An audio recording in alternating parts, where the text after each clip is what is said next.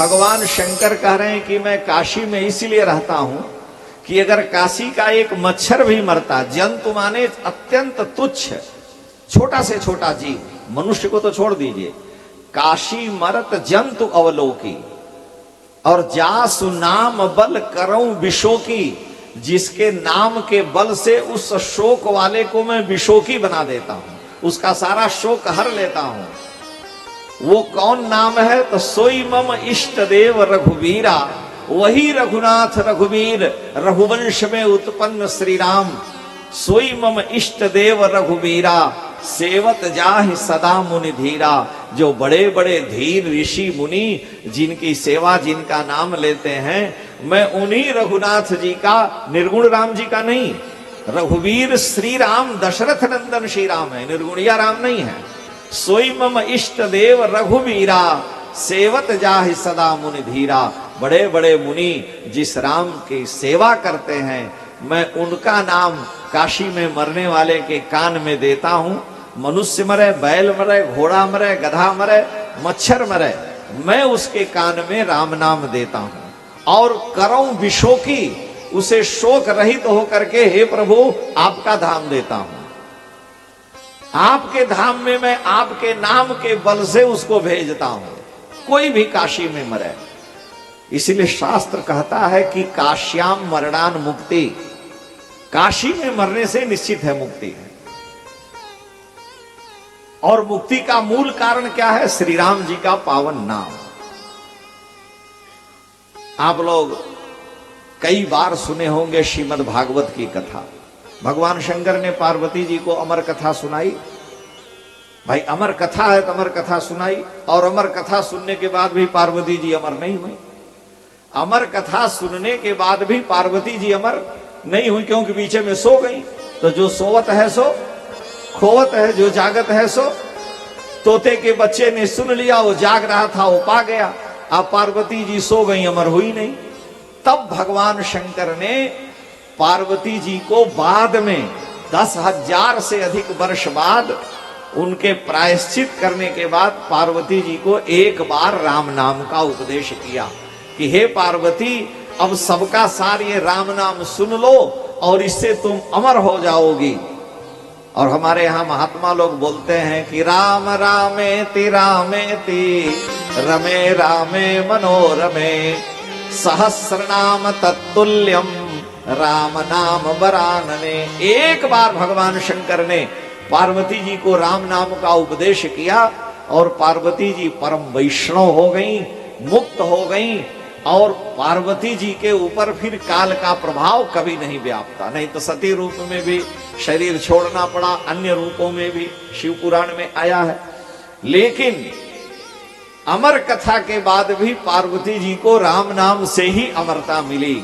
ऐसे श्री राम का जो पावन चरित है, उसको कलि पावनावतार गोस्वामी तुलसीदास जी ने। अच्छा देखिए, तुलसीदास जी 7 कांड रामायण लिखे। आप लोग पढ़ते हैं इसीलिए मैं थोड़ा बार बार कहना चाहता हूं। रामायण 7 कांड में लिखा, और हर कांड के अंत में क्या लिखा है? हर कांड के अंत में तुलसीदास जी ने क्या लिखा है?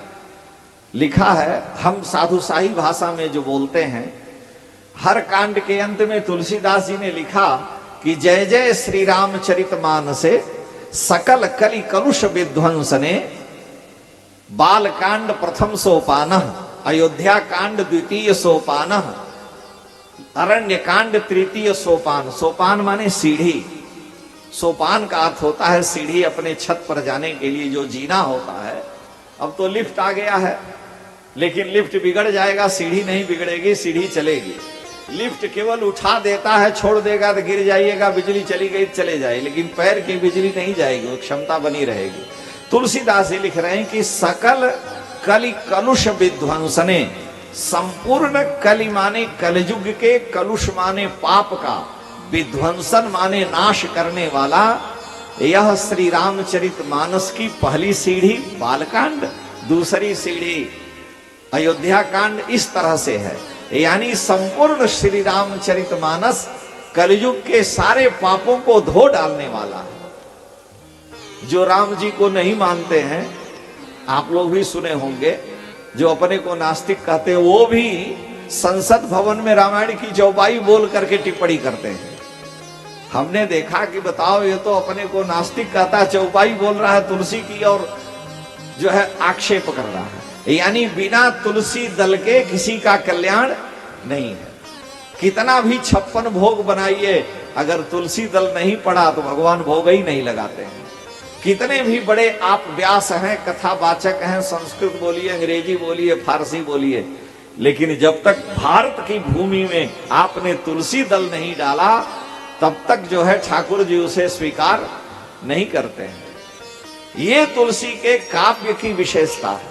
और रामचरित मानस की कथा कहना सबसे कठिन है। भागवत कहना बहुत सरल है और कथाएं कहना बड़ा सरल है, लेकिन रामचरित मानस को कहने के लिए जब तक वेद शास्त्र पुराण का भली प्रकार ज्ञान न हो तो व्यक्ति नहीं बोल सकता। क्योंकि तुलसीदास जी ने लिखा है कि नाना पुराण निगमागम सम्मतम यद रामायणे निगदितम क्वचिदन्यतोपि स्वान्तः सुखाय तुलसी रघुनाथ गाथा भाषा निबंध मति मंजुल मातनोति।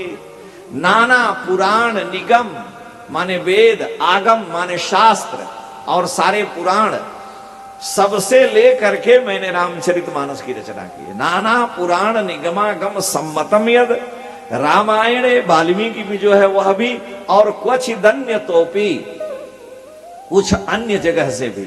जब सारी रामायण सुन लिए काकभूषुंड जी तुलसीदास जी से, अरे काकभूषुंड जी से गरुड़ जी सुन लिए, गरुड़ जी को मोह हुआ, आप रामायण पढ़े हैं, और तुलसीदास काकभूषुंड जी ने गरुड़ जी का मोह दूर किया, उन्हें राम कथा सुनाई।